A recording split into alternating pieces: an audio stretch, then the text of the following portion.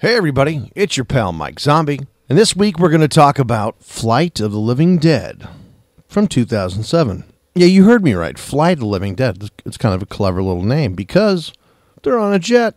Now, I sat down with some preconceptions and I was absolutely ready to dislike this film, just to watch through it, kind of do some stuff here at my desk and give a review and be well rid of it and done. I'm pleased to say initially, I liked this movie much more than I thought I would, so that'll teach me.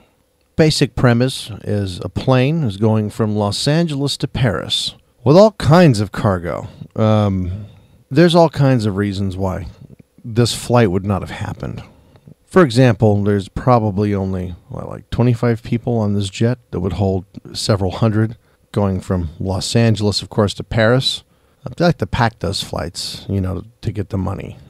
But there are different types of passenger on this plane. Of course, you have the standard paying passenger like you and I. Hey, let's go to Paris. Just some people traveling. We have a lot of young people on this flight that are kind of, let's just say, rambunctious. They're throwing a football on the plane. They're being shitty to each other. They're not being very nice to anybody. There's a nun. There's a couple of scientists and director of a project who are all kind of freaking out because in a box in the cargo hold is a lady who has been, we got to follow the trail of the chain of command as far as the zombie goods goes. She is a scientist from a corporation that was bit by a mosquito that has been imported from this weird place in Vietnam that automatically turns people into zombies as soon as they die. And since she was bit, they're rushing her to Paris because for some reason the thing that'll fix this is in Paris. They probably explained it well, but I couldn't be bothered because I was like, I'm going to hate this movie, so I was doing something else. And they've knocked her out. They've put her in this thing. It's this very weird shipping container. That has a very light amount of, I'm assuming, some type of, laughing gas floating around because it keeps her unconscious and happy, and the disease can't quite take over. And she's being overseen by this guy wearing a don't get your yucky crap on me bodysuit. Certainly nothing the CDC would have approved. And he's sitting there with his automatic weapon, watching and waiting to see if something should happen that he can, stop the infection from spreading, and bang, will kill her. So the plane is in transit, and everything seems just fine. And they go about explaining why everyone's there and where everyone's going. We have the pilot, the co-pilot, and the crew. We have the passengers. We have some type of police officer who is chained at the wrist, as we've seen like in other movies. He's directly connected and handcuffed to the bad guy, and a few other people, hanging out. Flight tends to go pretty much as normal. They start to let us in on the stories. One thing I will say this film has for it, because I realize that I'm like, okay, this movie, I don't hate it. I'll watch. The movie has good acting. Everybody in this film is a decent actor, and the parts written for them is I'm relaxing more and more, and I'm watching the film instead of doing things at my desk. The movie's actually pretty funny. The dialogue's really good. The bad guy who's chained to the officer who's headed to Paris, dude is really funny. They gave him some really good lines to say, and like I said, he's a comedian, he's an actor, and he pulls it off. And this movie could have been lame and campy in so many spots because it's snakes on a motherfucking plane, but it's Flight of the Living Dead. As you would expect, through turbulence and other reasons, this scientist lady gets released from her chamber, from her sleep. She turns into a zombie, bites the guard. People go down and get bit. They become zombies. And the zombies, instead of climbing back up the ladder and attacking the crew, the zombies, some of them go into the vents and into the wiring system, and like rats would, I guess. A rat wouldn't necessarily take the path back a human would. Anyway, zombies slowly start to overtake this plane one by one, grabbing people, snatching people. So people start to realize that the other passengers are vanishing, and there's been a whole bunch of turbulence. The police officer, when flying through the air near his seat, hit his head, was passed out. The bad guy took the key and is taken off as somewhere in the plane, and they start to find bodies, of course, and everybody assumes it's the prisoner that did this bad guy. What a bad guy he is, though he was kind of funny. He must be killing people. And everybody tries to search the plane and defend themselves with the thought of, we're looking for one assailant, and, he's a pretty nice guy, but he's desperate, and he's killing, and, we don't quite know it's the living dead. Suddenly everything's revealed. Oh. And one of my happier moments is the pilot says, there's an air marshal on this flight. And we're not talking, the police officer. There's an air marshal on this flight. Find him. And sure enough, he pops up, and you know what? I don't know the guy's name. I'd have to look it up. Buddy Revell from 3 O'Clock High. You know who I'm talking about. He's the air marshal. I was so happy. I'm like, oh my God, it's Buddy Revell. I did really like that movie. Anyway, he's the air marshal. So they're, of course, cruising around trying to find the people, and they started to stumble upon, okay, there's way too many dead, chopped up people down below for this to be the work of the now on the lam inside the plane prisoner. So they're fighting the dead. The dead basically take over the plane. The ratio of live people to zombies flips. And, to make a long story short, this plane goes down. There wasn't much of a plot, going to be honest with you. And I don't think there had to be. There was a lot of premises we've seen before. A lot that we've seen before that were incorporated into this film. And I still very much enjoyed the ride. I think you guys have heard me shoot down a lot of zombie movies because they weren't original, and this was very not original. This was, I have some notes here in a second. I'll kind of explain, but it did a lot of things right. In fact, this movie did enough things right that I overlooked a bunch of really howling errors. And anyway, let me do what I liked and what I didn't like. What I liked about this movie is that it looked really good. They didn't do this movie on the cheap.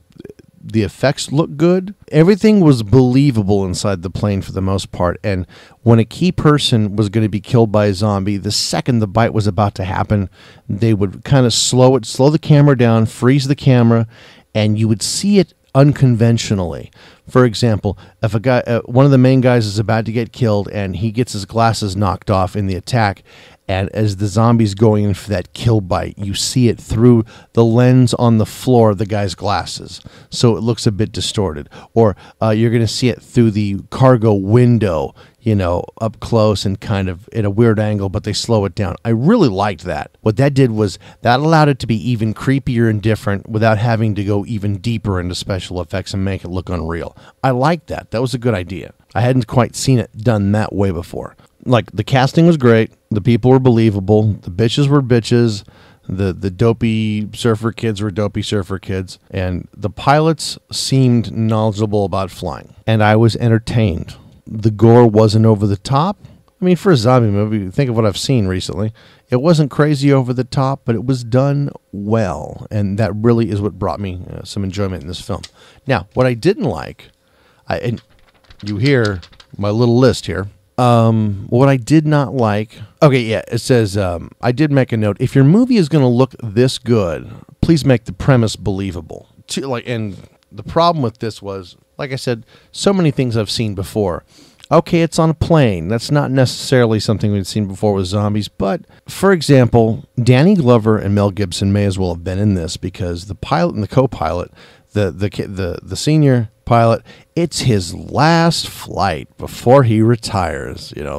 They talked him into one more flight just for the hell of it. And, he's talking about what he's going to do. He's going to go spend time with the grandkids and oh, it's so nice that you're doing this. I've had enough of movies where one more time, Danny Glover is just about to retire, but Mel Gibson talks him into taking, one more case, and they're doing this. It's one more day to go, and they're trying to catch the fugitive. It's like, okay, I've really had it with the guy's just on his last trip premise. I'm done with that. But and people overly sharing common information that the other guy would know about, simply for no other reason than to catch us up as listeners. That bugs me. Like the pilot the co-pilot says to the pilot as they're flying towards a big pocket of turbulence. Well, Captain, there's a giant pocket of turbulence in front of us, and we're going to have to go through it because, the plane's designed to go through it, and it's okay. And if we were to go around it, we wouldn't have enough fuel to get to our destination, and then we would have to, we wouldn't be able to land, and we'd have to land somewhere else, and that would be trouble, and we wouldn't make any money. So it'll be safe for if we just go on through the middle, and hopefully nothing dangerous happens here, and we don't, the ship doesn't shake apart. The plane. And the pilot's like, oh yeah, okay, that would be unspoken between them. Any of those things, operational details, they would know. I don't like when they clearly do that to catch us up. And the other thing I didn't like about this film is pushing really hard for character identification. The other problem I have is when people introduce themselves to another character, but they use their first and last name as if it somehow matters to the film, but it doesn't. They're trying extra hard for character identification. The police officer who is chained to the fugitive, says the stewardess, she says, "Hi, can I get you some coffee?" "Yeah, hi. My name is Bill Johnson, and here with me, I have, Steve Brenner." It's like, okay, this matters. Just hold up your wrist and say, "Hi, I'm John and this is Steve. We're going to be with you and we're going to try to be quiet and out of your way. We appreciate you giving us some room." Would have been simple, would have sufficed, but they had to introduce themselves the formal way just to identify that they were who they were. It just bugged me. I don't like people do that. I mean, in real life, yeah. In a movie, no, it has no consequence and doesn't matter. But those things aside, I did enjoy this film. What it is a fun romp on a plane, somewhere where we're not used to zombies, and the gore is pretty good. So I would say watch this movie, expect to have a good time. I didn't, and maybe that's why I liked it. At the end, I was kind of laughing, and the fugitive, he's got some really funny lines in this movie. He was great comedic relief, absolutely. Maybe that's it. They actually put in real, honest, good comedic relief and didn't rely on zombies being stupid. And they didn't have to do the crazy, silly bite, to make us go, ah, ha, ha, all right. They could circumvent all that because they had somebody bringing comedic relief in, and the zombies were free to do what they wanted. All right. And it is 3:20 a.m. Pacific time, which means it's probably 5 or 6:20 a.m. where McPierce is, and he's probably hanging out. He's hanging out with Irene. So I'd better get this edited and sent off to him, so you can get that podcast up. Check out Flight of the Living Dead from 2007. You'll probably enjoy it. I did. And we'll see you next week.